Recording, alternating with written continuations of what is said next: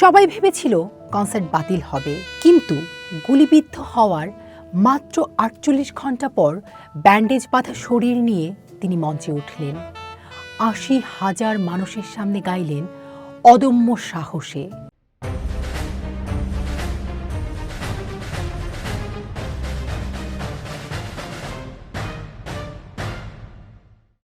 মাথায় জটাধারী চুল, হাতে গিটার, ঠোঁটে এক চিলতে হাসি আর বুক ভরা প্রেম।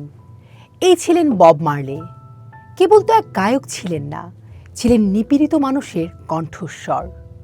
আজ জানব এমন এক মানুষের গল্প, যিনি জ্যামাইকার একটি ছোট্ট গ্রাম থেকে উঠে এসে গোটা পৃথিবীকে শুনিয়েছিলেন সাম্য আর স্বাধীনতার গান। কিংবদন্তি বব মার্লের জন্ম ১৯৪৫ সালে জ্যামাইকার এক দরিদ্র গ্রামে। মজার ব্যাপার হলো, মার্লের বাবা ছিলেন একজন শ্বেতাঙ্গ ব্রিটিশ নৌ কর্মকর্তা আর মা ছিলেন কৃষ্ণাঙ্গ জ্যামাইকান। এই মিশ্র পরিচয়ের কারণে ছোটবেলায় তাকে অনেক লাঞ্ছনা সইতে হয়েছে। কৃষ্ণাঙ্গরা তাকে ডাকত হোয়াইট বয় বলে। এই অবহেলাই তাকে শিখিয়েছিল ওয়ান লাভ বা এক পৃথিবীর দর্শন। তিনি বুঝেছিলেন মানুষের আসল পরিচয় তার চামড়ার রঙে নয়, বরং তার আত্মায়। ১৯৭৬ সাল। জ্যামাইকা তখন রাজনৈতিক সহিংসতায় উত্তাল। দুই রাজনৈতিক দলের সংঘাত থামাতে মার্লে একটি কনসার্টের আয়োজন করেন, কিন্তু কনসার্টের দুদিন আগে একদল বন্দুকধারী তার বাড়িতে ঢুকে এলোপাথারি গুলি চালায়। মার্লের বুকে আর হাতে গুলি লাগে। অবিশ্বাস্যভাবে তিনি বেঁচে যান। সবাই ভেবেছিল কনসার্ট বাতিল হবে, কিন্তু গুলিবিদ্ধ হওয়ার মাত্র ৪৮ ঘন্টা পর ব্যান্ডেজ বাঁধা শরীর নিয়ে তিনি মঞ্চে উঠলেন।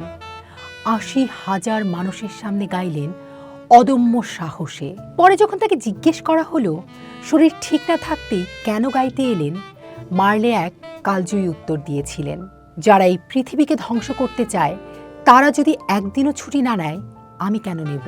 বব মার্লে ছিলেন রাস্তাফারিয়ান ধর্মের একনিষ্ঠ অনুসারী।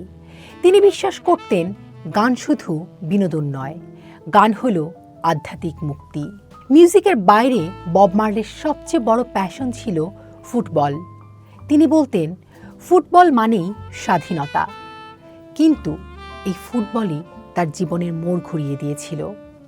১৯৭৭ সালে ফুটবল খেলার সময় তার পায়ের আঙুলে চোট লাগে।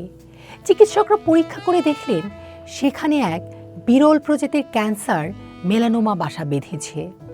চিকিৎসকরা পরামর্শ দিলেন পায়ের আঙুলটি কেটে ফেলতে, কিন্তু মার্লে রাজি হলেন না। তার ধর্মীয় বিশ্বাসে বলা ছিল শরীর থেকে কোনো অংশ বিচ্ছিন্ন করা যাবে না। ক্যান্সার ধীরে ধীরে তার ফুসফুস ও মস্তিষ্কে ছড়িয়ে পড়ল। ১৯৮১ সালে মাত্র ৩৬ বছর বয়সে নিভে যায় এই উজ্জ্বল নক্ষত্র। মৃত্যুর ঠিক আগে বড় ছেলে জিগি মার্লের হাত ধরে তিনি জীবনের শেষ বাক্যটি বলে গিয়েছিলেন, টাকা দিয়ে জীবন কেনা যায় না।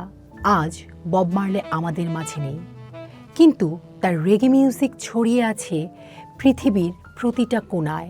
No women no cry, redemption song কিংবা বাফেলো সোলজার, তার প্রতিটি গান আজও শোষিত মানুষের মুখে প্রতিবাদের ভাষা হয়ে ফোটে।